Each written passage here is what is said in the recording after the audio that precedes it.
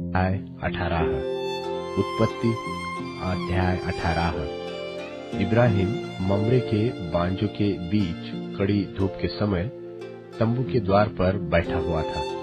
तब यहोवा ने उसे दर्शन दिया और उसने आंख उठाकर दृष्टि की तो क्या देखा कि 3 पुरुष उसके सामने खड़े हैं। जब उसने उन्हें देखा तब वह उनसे भेंट करने के लिए तंबू के द्वार से दौड़ा और भूमि पर गिरकर दंडवत किया और कहने लगा, हे प्रभु, यदि मुझ पर तेरी अनुग्रह की दृष्टि है तो मैं विनती करता हूँ कि अपने दास के पास से चले न जाना। मैं थोड़ा सा जल लाता हूँ और आप अपने पाँव धोकर इस वृक्ष के तले विश्राम करें। फिर मैं एक टुकड़ा रोटी ले आऊं और उसमें से आप अपने अपने जीव को तृप्त करें।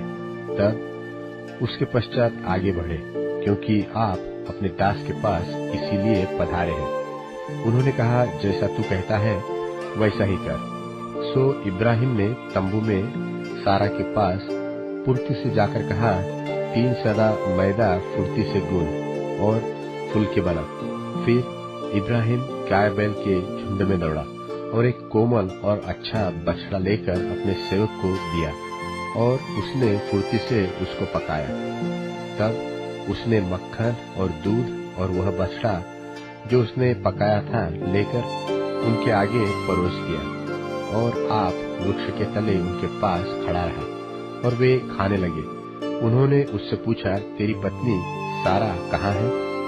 उसने कहा, वह तो तंबू में है।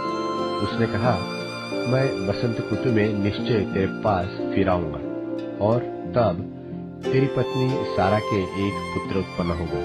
और सारा तंबू के द्वार पर जो इब्राहिम के पीछे था सुन रही थी। इब्राहिम और सारा दोनों बहुत बूढ़े थे और सारा का स्त्री धर्म बंद हो गया था।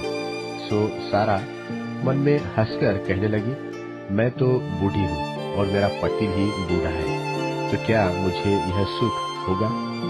तब यहोवा ने इब्राहिम से कहा, सारा यह कहकर क्यों हंसी?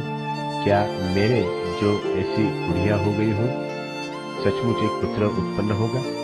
क्या यहोवा के लिए कोई काम कठिन है? नियत समय में अर्थात वसंत ऋतु में मैं तेरे पास फिर आऊंगा और सारा के पुत्र उत्पन्न होगा। तब सारा डर के मारे यह कहकर मुकर गई कि मैं नहीं हंसी। उसने कहा, नहीं, तू हंसी तो थी। फिर वे पुरुष वहां से चलकर सदोम की ओर ताकने लगे और इब्राहिम उन्हें विदा करने के लिए उनके संग संग चला। तब यहोवा ने कहा, यह जो मैं करता हूँ वो क्या इब्राहिम से छिपा रखूं? इब्राहिम से तो निश्चय एक बड़ी और सामर्थी जाति उपजेगी और पृथ्वी की सारी जातियां उसके द्वारा आशीष पाएंगी, क्योंकि मैं जानता हूँ कि वह अपने पुत्रों और परिवार को जो उसके पीछे रह जाएंगे आज्ञा देगा कि वे यहोवा के मार्ग में अटल बने रहे और धर्म और न्याय करते रहे, इसलिए कि जो कुछ यहोवा ने इब्राहिम के विषय में कहा है उसे पूरा करे। फिर यहोवा ने कहा, सदोम और अमोरा की चिल्लाहट बढ़ गई है और उनका पाप बहुत भारी हो गया है, इसलिए मैं उतरकर देखूंगा कि उसकी जैसी चिल्लाहट मेरे कान तक पहुंची है, उन्होंने ठीक वैसा ही काम किया है कि नहीं, और न किया हो तो मैं उसे जान लूंगा। सो वे पुरुष वहां से मुड़ के सदोम की ओर जाने लगे, पर इब्राहिम यहोवा के आगे खड़ा रह गया। तब इब्राहिम उसके समीप जाकर कहने लगा, क्या तू सचमुच दुष्ट के संग धर्मी को भी नाश करेगा? कदाचित उस नगर में 50 धर्मी हो, तो क्या तू सचमुच उस स्थान को नाश करेगा और उन 50 धर्मियों के कारण जो उसमें हो न छोड़ेगा? इस प्रकार का काम करना तुझसे दूर रहे कि तू दुष्ट के संग धर्मी को भी मार डाले और धर्मी और दुष्ट दोनों की एक ही दशा हो, यह तुझसे दूर रहे। क्या सारी पृथ्वी का न्याय न करे?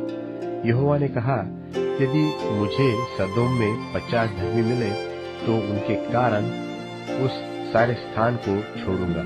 फिर इब्राहिम ने कहा, हे प्रभु सुन, मैं तो मिट्टी और राख हूँ, तो भी मैंने इतनी ढिठाई की कि तुझसे बातें करूं। कदाचित उन 50 धर्मियों में 5 घट जाए, तो क्या तू 5 के घटने के कारण उस सारे नगर का नाश कर डालेगा? उसने कहा, यदि मुझे उनमें 45 भी मिले तो भी उसका नाश न करूंगा।